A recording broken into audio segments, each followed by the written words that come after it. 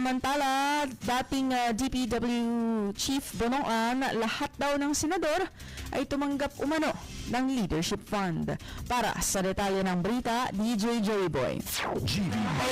PJ Frankie binunyagan ni dating Department of Public Works and Highways o DPWH Secretary Manuel Bonoan sa Sandigang Bayan na lahat umano ng senador ay nakatanggap ng tinatawag na Leadership Fund mula sa DPWH simula noong 2024. Ayon kay Bonoan, tinatayang nasa 500 million pesos ang alokasyon para sa bawat senador, habang umaabot naman umano sa 1 bilyong piso ang nakukuha ng mga senador na chairperson ng mga komite.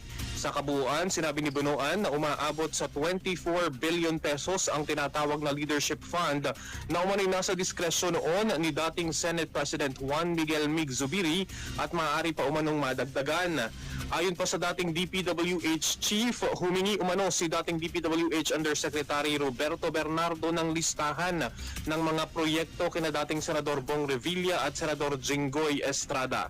Sinabi rin ni Bonoan na nagsumite umano ng listahan sina Senators Bongo at Robin Padilla.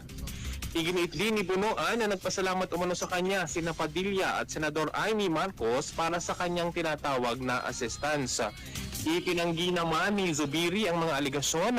Ayon kay Zubiri, hindi siya kailanman humahawak o humihingi ng listahan ng mga proyekto mula sa mga senador.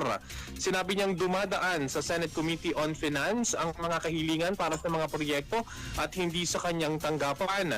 Gayunman, iginiit ni Zubiri na walang masama sa institutional amendments para sa mga kalsada, tulay, paliparan at iba pang infrastruktura basta't legal, transparent at maayos ang implementasyon.